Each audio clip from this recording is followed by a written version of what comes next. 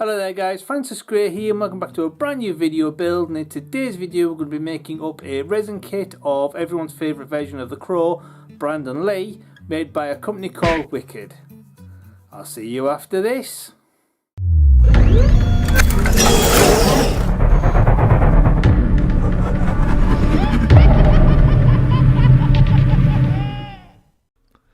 Hello guys, welcome back to a brand new build, and in today's video we're going to be making up a 3D printed resin model of Brandon Lee's The Crow. And it's been a long time coming because I love the film, but I've never actually got around to actually making a model. So yeah, I know, shame on me.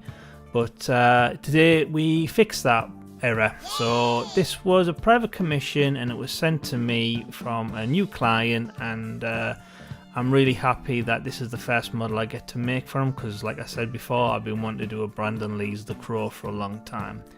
So this was originally, or was 3D model sculpted from a company called Wicked. So they do loads of great work. So if you've not heard of them before, check them out. All links will be in the description bar below.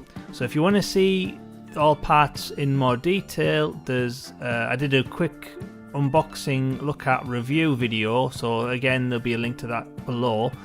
But if you're not really that bothered or you've already seen it, then just sit back and enjoy, and let's crack on with this epic build.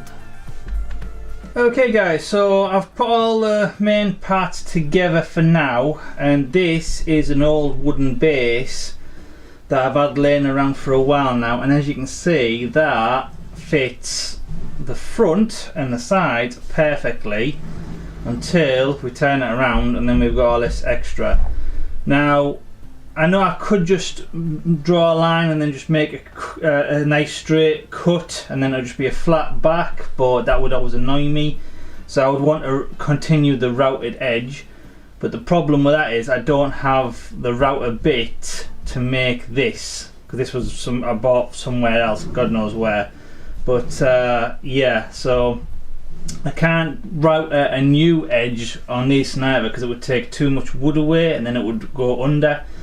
So the only thought that I've got really is, because it's all in, like this is separate in two parts and I've got to deal with a seam anyway, is if I just make a line here and I know that represents that half, then I move it over and I do the same on here on this side and that represents that half, and then I just make two cuts in the middle, get rid of this part here, and then sandwich these two parts together. And now structurally it would have a weakness because there is a line in the middle, but I'm pretty sure that if I add just like loads of pegs connecting it and some really good glue and do a really good job sanding it all, it should make it nice and flush. So yeah, let's go ahead and make some marks.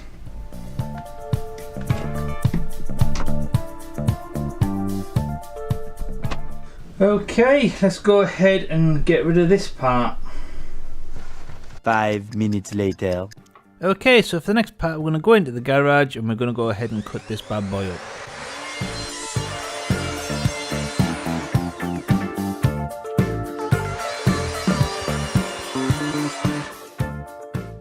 So now that we've got both parts cut down the middle and it should line up nicely, we need to go ahead and join these. So I'm just going to go ahead and drill some holes, and we can go in with some wooden dowel and pegs, and then we can go ahead with some Yoo-hoo glue, and we can go ahead and glue all surfaces and then sandwich it together, leave it to dry, and then we should have a perfect base.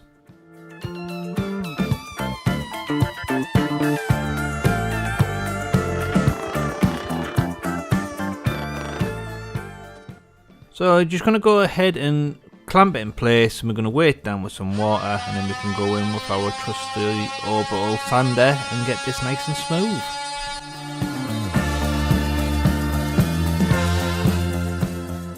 So I'm just going to go in with some wood filler to fill in some of these holes, same again, leave it to dry, and then we can go back in with the sander.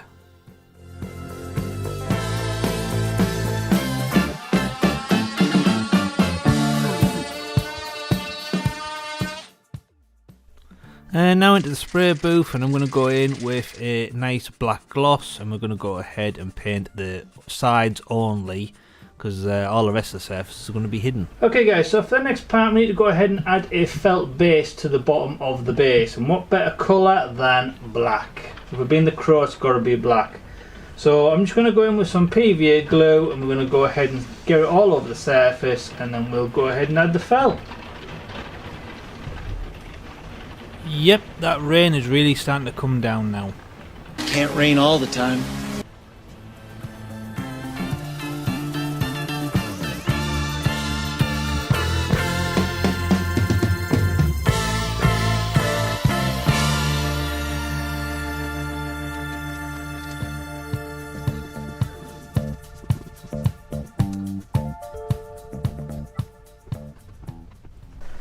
Okay, so I left this overnight, and as you can see there, that is on there pretty solid. So for the next stage I'm going to go in with just some regular scissors, and we're going to try and tidy this up.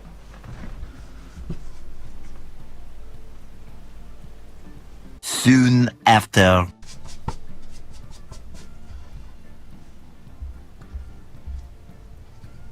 Okay, that'll do nicely.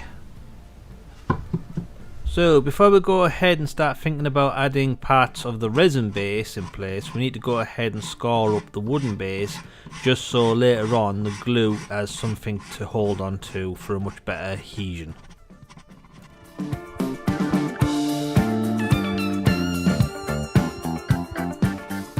So now that the wooden base is ready, we need to crack on with the main 4 parts of the resin base.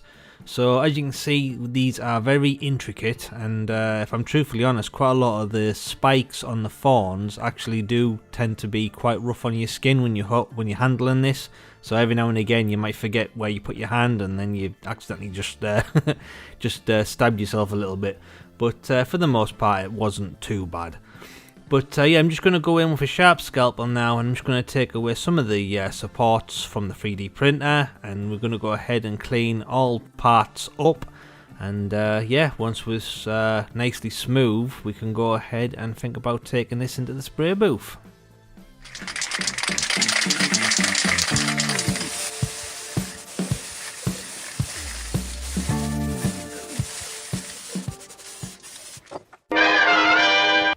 So after the grey prime, we can now see some of the defects, so I went ahead and cleaned those up as well, and now that those are a lot more cleaner, we can now go ahead and give it a base coat of black.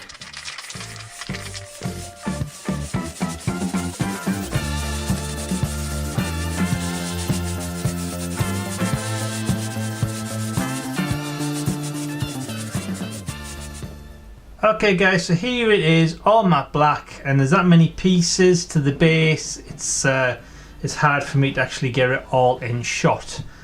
So yeah, so it's all looking more unified now, and with it being a matte black base coat, we don't have to worry about the shadows in the little nooks and crannies, because good luck painting a black wash and dabbing it away with all these spikes everywhere. It'll be a nightmare.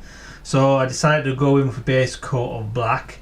So now that we've done that, we need to start going ahead and adding like a grey stone effect. So I'm going to go in with a dry brush of grey primer from Vallejo.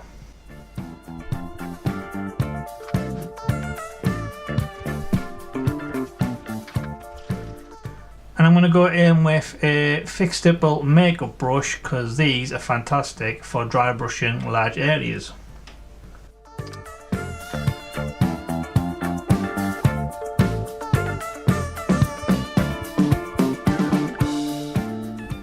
Okay guys, because this is a wider surface area brush, just look at the detail it's brought out on this like corner bit. And that is just the first coat as well. That's just the first shade. So yeah, it's these are a lifesaver. So for the little niggly bits on the inside, you can just go in with a smaller brush.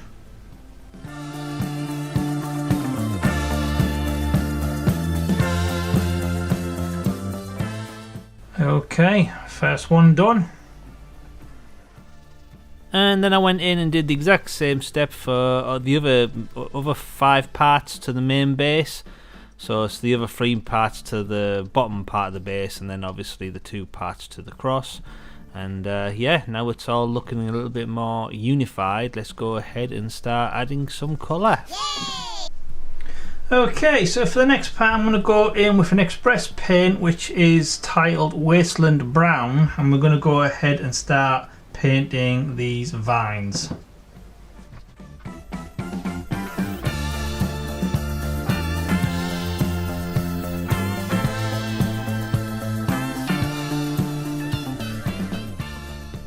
And then I went ahead and did the exact same steps with all the other parts, so it's all looking a little bit more universal now. And that Express Wasteland Brown paint is a really good paint to getting into like all the nooks and crannies. It really flows really nice, so yeah, really highly recommended. Back in with the Vallejo Primer Grey. So for this part it's the exact same steps, but this time with the tree branches. Now I believe that these go on the back of the base, around the back of the cross itself.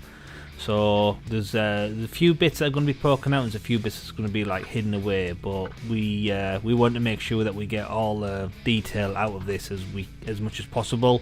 So yeah, so just going to go in with the dry brush, with a paintbrush, with a makeup brush, and we're just going to go ahead and just give it a very light coating because we want to keep those dark areas dark.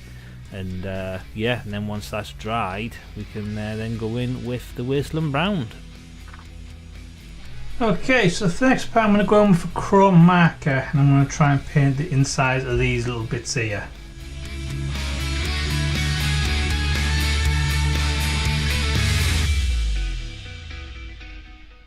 So as you can see there, that chrome marker has brought that detail out beautifully. So I went ahead and did the exact same to the other 3 pieces of the main base, and then while the chrome marker was out, I thought I would go ahead and highlight some of the lettering on the in memory of Brandon Lee.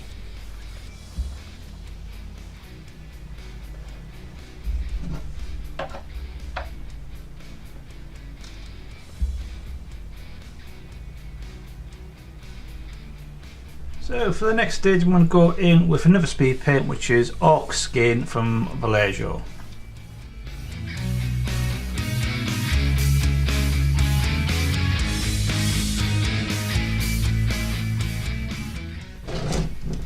Okay, so as you can see the difference between just the brown and then with this one, once that's dried, that'll look like these vines are more alive, where these look like they're more dead. So yeah, I can see roses sprouting from dead, you know, roots or whatever. So yeah, so Orc Skin Green all the way.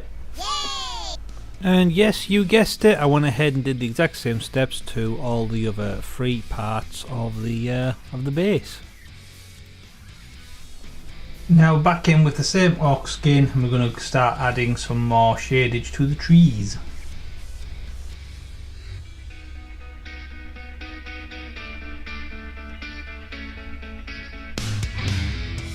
Okay, so the difference between them, this looks way more alive than what that does. And now I'm going to go in with some gunmetal, and we're going to go ahead and paint these railings.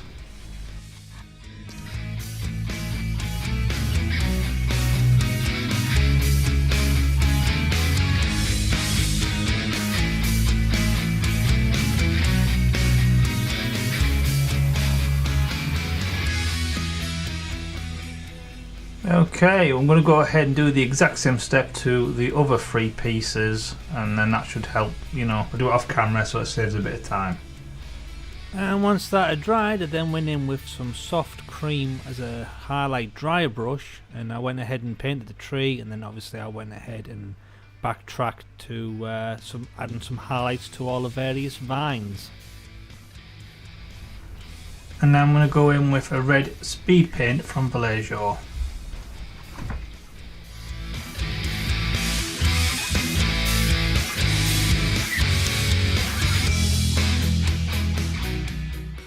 And for the next part I went in with some acrylic brown, and there's like a little wooden ledge above where the metal grating goes. So I went ahead and painted all sides of all 4 bases. And then I went back in with the soft cream, and then we're going to go ahead and add an edge highlight, not only to the main 4 parts to the base, but also to the main 2 parts of the cross. So the reason why we're going to go ahead and start working on the cross now is because the actual main base itself won't glue together, won't come together as like a 4-piece without inserting the bottom part of the cross first. So yeah, if you just go ahead and add the main 4 in place, good luck getting the cross to fit in afterwards. So all 5 main parts need to come together as one to make this complete. Okay guys, so for the next part we need to go ahead and glue the base onto the wooden base to help house it and keep it a little bit more secure. Now unfortunately, because this base was printed in 4 parts, there are horrible thick seam lines running like right down the front like that, and the sides and on the back. Now those are going to have to be dealt with at a later stage, but for now we're going to go ahead and glue this into position, and in order to do that I'm going to go in with, yes you guessed it, U-Hill glue.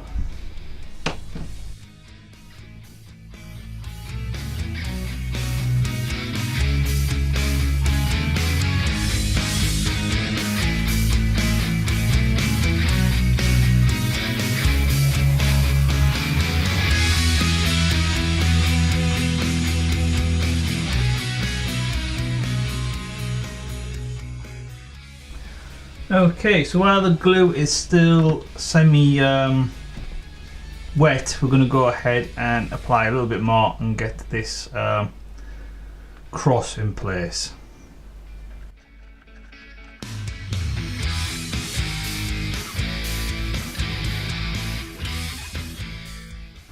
Okay, so this is the point. I need to quickly make sure everything is lined up before it's set.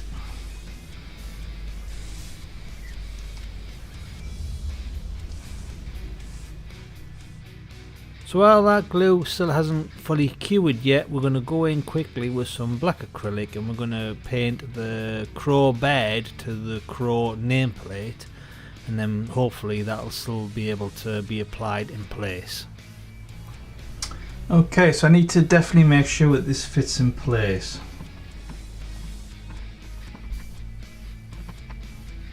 Yes, it seems to, yes.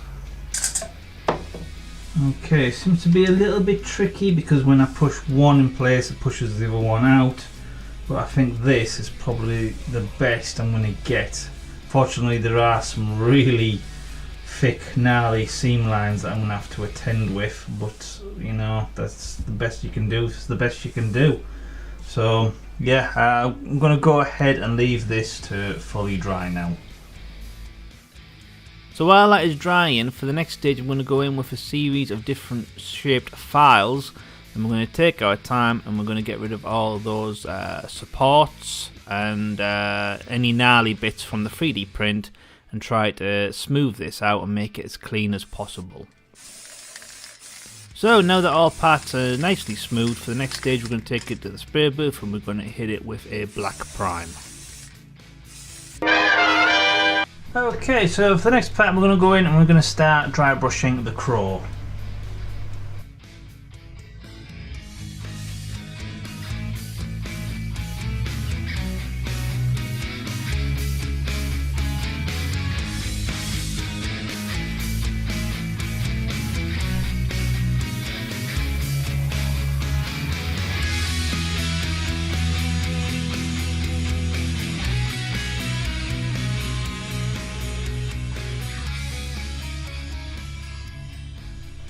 So while the soft cream is still out, for the next stage we're going to go in with a dry brush detailing brush, and we're going to go ahead and add some highlights to Eric's hair and clothes.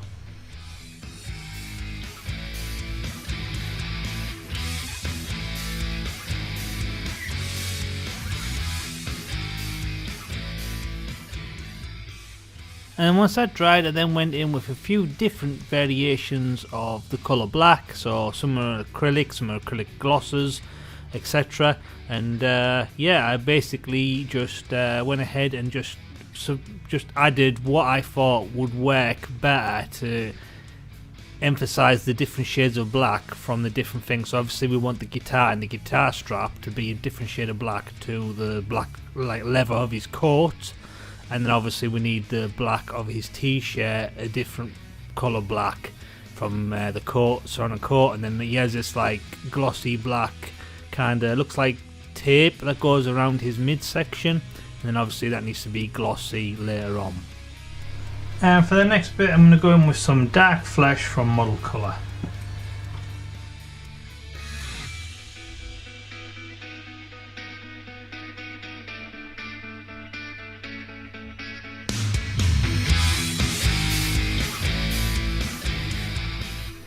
And now I'm going to go in with a Humbrol number 61 regular flesh.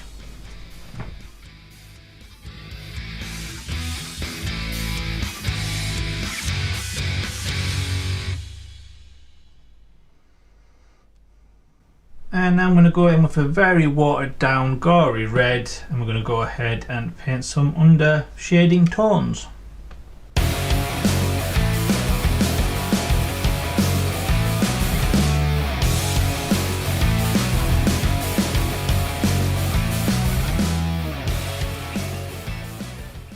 And then in with a little bit of off-white from Game Colour so we could go ahead and highlight the fingernails. And while off-white was out, I thought I'd go ahead and use what was left over for a nice Zenithal highlight kind of dry brush to the rose. So just goes a long way to adding vibrant foreground colours when we go to add them later on. And then I went back in with, yes you guessed it, black acrylic, and I'm going to go ahead and tidy up the wrappings that goes around Eric's hands. And for the next part, we're going to go ahead and glue on the arms.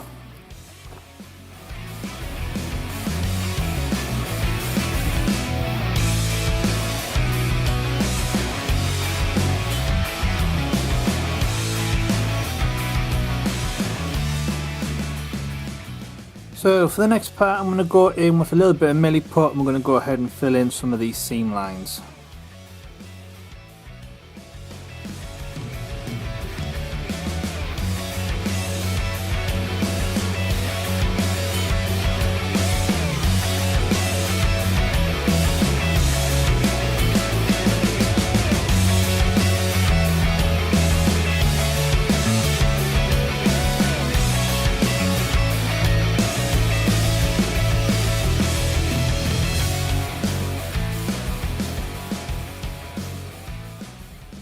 Yep, that should do nicely.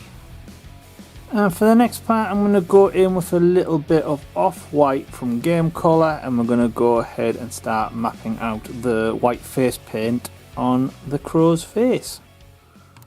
What follows is a brief construction montage.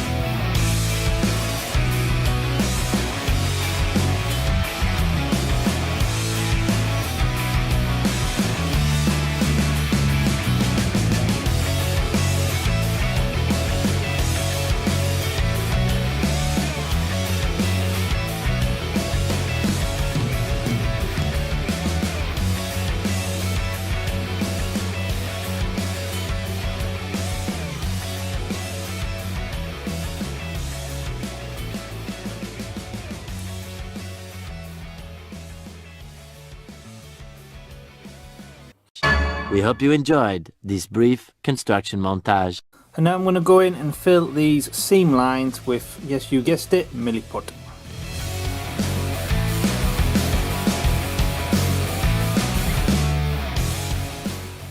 And now we're going to go ahead and add the tree in place.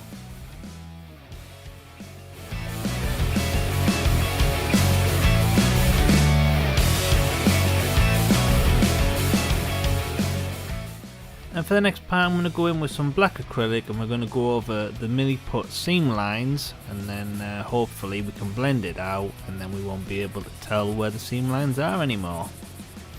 And now we're in with a little chrome marker. So I'm not going to go ahead and paint the entire The Crow lettering. This is just an edge highlight with the chrome pen, just to make this like stand out and pop.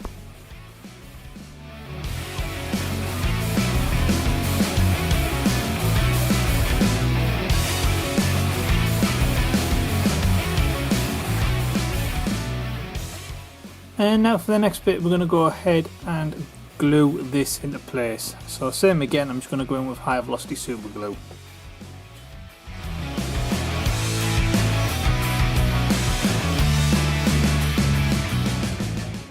Okay, so for the next part we need to go ahead and weather this down a little bit. So for the next part I'm going to go in with a little bit of PVA glue and some just general scenic grass scatter. And we're going to try and get into some of the little areas where like it would get damp and moss would grow.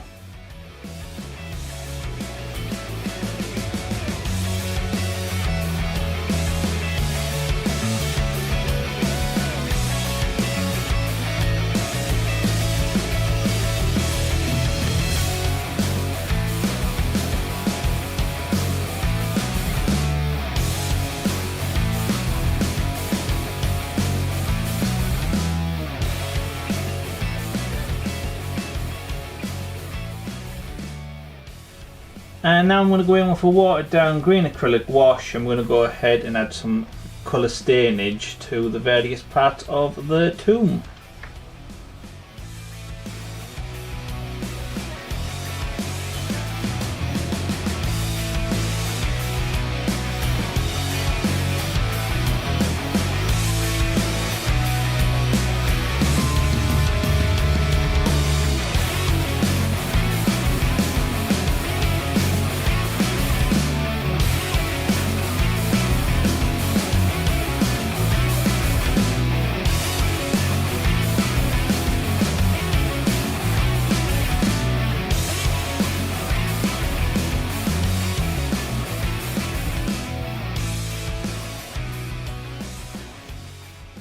And once that had all fully dried, for the next stage I went in with a watered down green acrylic wash, and we're just going to go ahead and paint it on all the surfaces, and then that'll go a long way to making that grass scatter mimic moss rather than well, grass.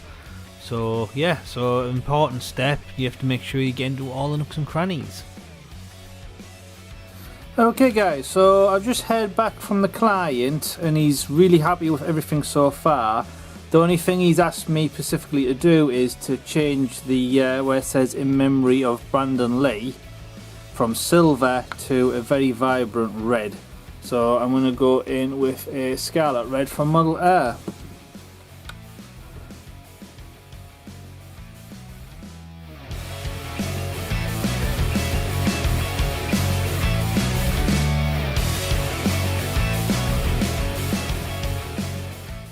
Okay guys, so we're nearly done with the main base itself. Now I've obviously, because this has been left to be overgrown, there would be lots of excess like brambles I suppose and thorns and whatnot on the inside of this as well, and just general like everyday moss and whatnot. So in order to incorporate a little bit more detail in there, I'm going to go in with some of this stuff, which is like this like mossy lichen. And I'm basically just going to dab it onto some PVA glue and then try to get them into like the nooks and crannies.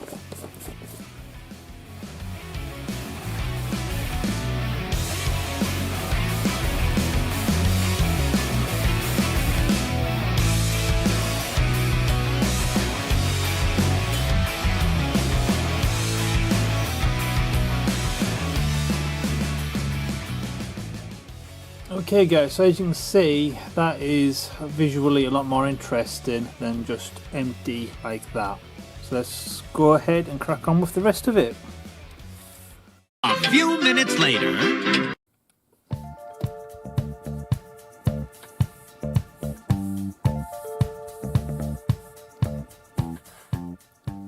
Okay, I'll leave that to dry. I think that worked really well.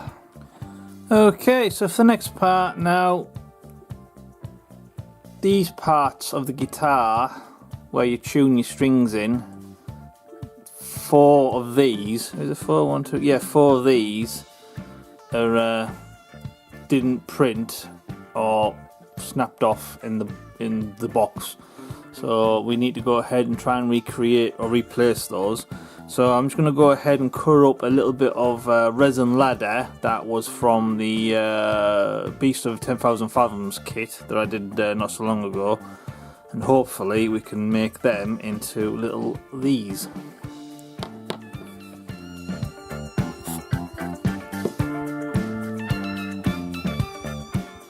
Okay, so you get the idea. Okay, so that seems to have worked rather well. I'm really happy with that. And now in with some Plater Silver from Model Colour.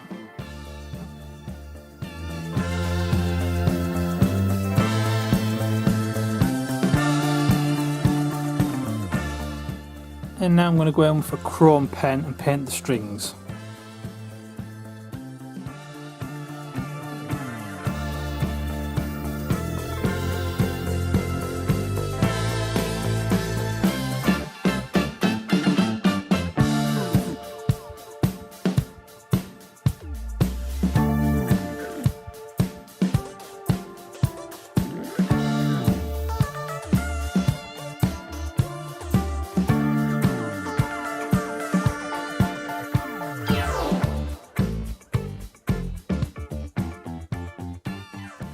Okay, so for the next part we need to go ahead and glue his feet into position. So I need glue on the inside of here and on here as well.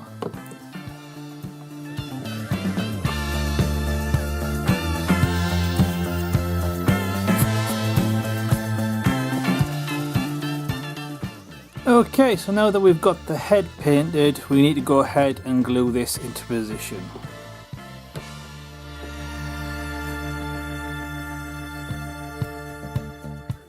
And now the same with the right hand.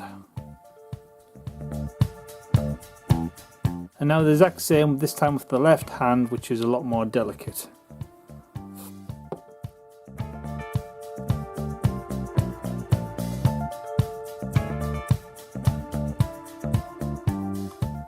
Okay, so now comes the tricky part. We need to go ahead and add the long flowing back of the coat in place. Now, from what I can gather, I'm going to have to do all this in one go, otherwise it won't, the top part won't fit in and there'll be a hideous seam line running down. So we need to go ahead and get the coat ready first. So I'm just going to try and go in with just normal everyday super glue.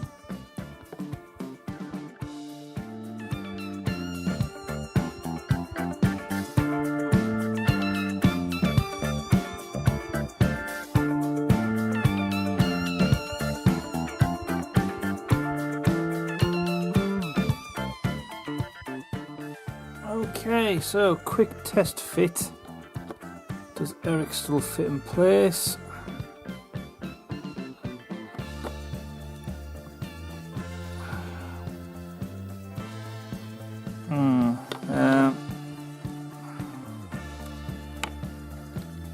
He does, but not brilliantly. There is a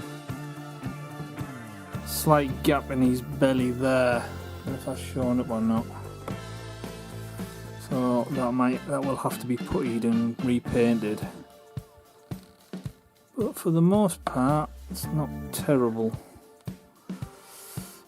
Okay, let's carefully put this part away. Okay, I best leave this to dry before I start messing about with any of the seam lines.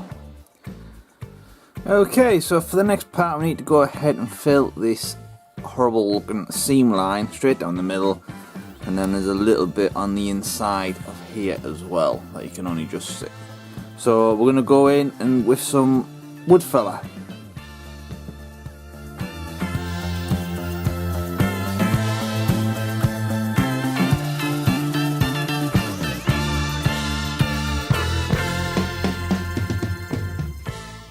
And then once that dried, I then went in with various shades of black to try and blend the colours to make it look more flush and natural, rather than having a horrible big long straight line running straight down the back of Eric's coat. Okay, so for the next part we need to go ahead and add A to B. So in order to do that, I want this to be a really strong connection. So I'm going to go in with some 2-part epoxy resin glue. Mix equal measures of A and B together, and we're going to go ahead and put a dollop of it in the middle of this peg here, and then we're going to add a little bit of super glue on the outside seam for an instant bond while this is taking its time drying.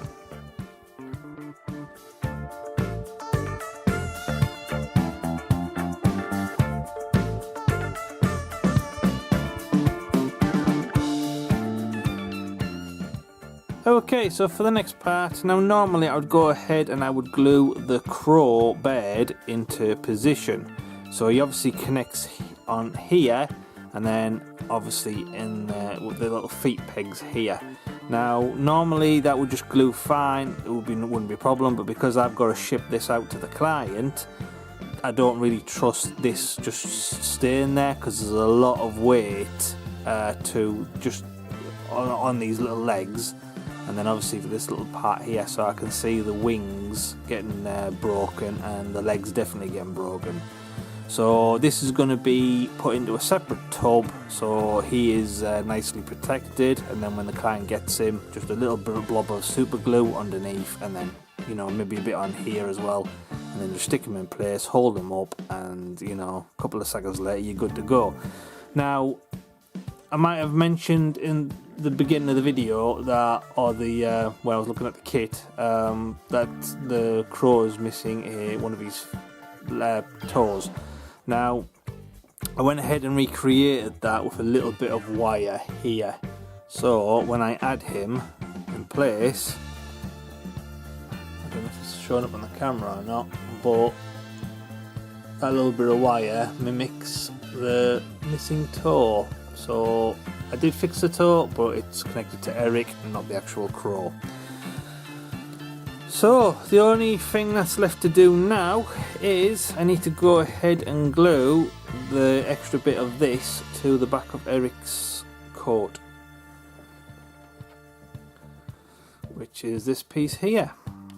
And I do believe it just connects into a little peg hole there.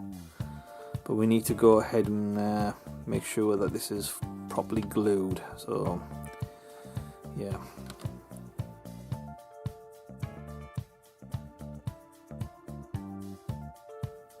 Okay, so let's go ahead and leave that to dry, and then I've got a little bit of seam line work to do between the two joining parts. But once that is taken care of and we add this to the base, I do believe it is finished.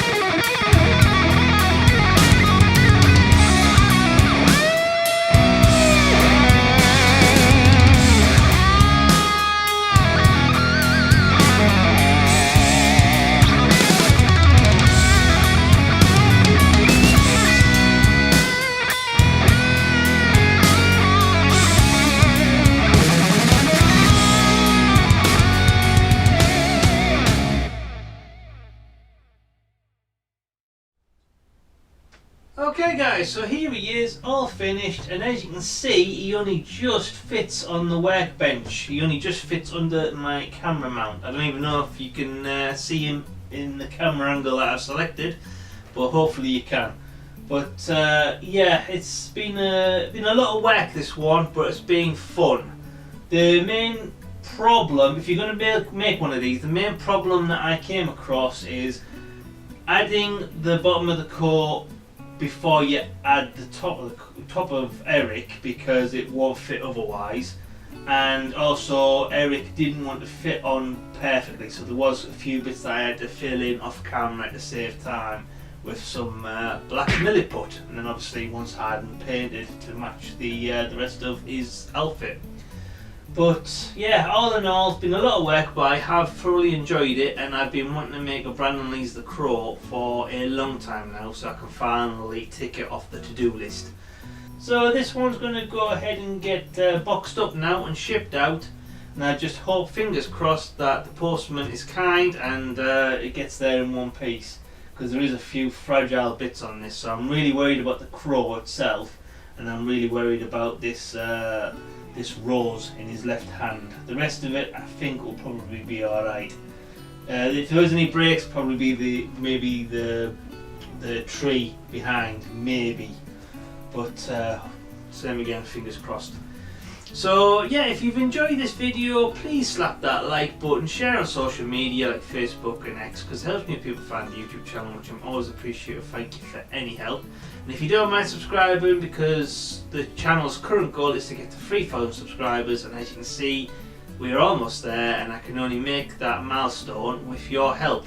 So if you haven't already, smash that subscribe button, hit the notification bell so you don't miss out on future builds, and we have got some really cool kits lined up to do. And yeah, if you don't mind being a superstar and checking out my Patreon page, we can go ahead and with a little bit of help make these videos full-time rather than part-time, which means a whole lot more content for you guys and a lot more work for me. And if you have any comments, comment below and I'll get back to you as soon as possible. So, thank you for watching. Once again, I'm Francis Gray, and this is a 3D resin printed model kit from Wicked of everyone's favourite version of The Crow, Brandon Lee. I'll see you in the next build.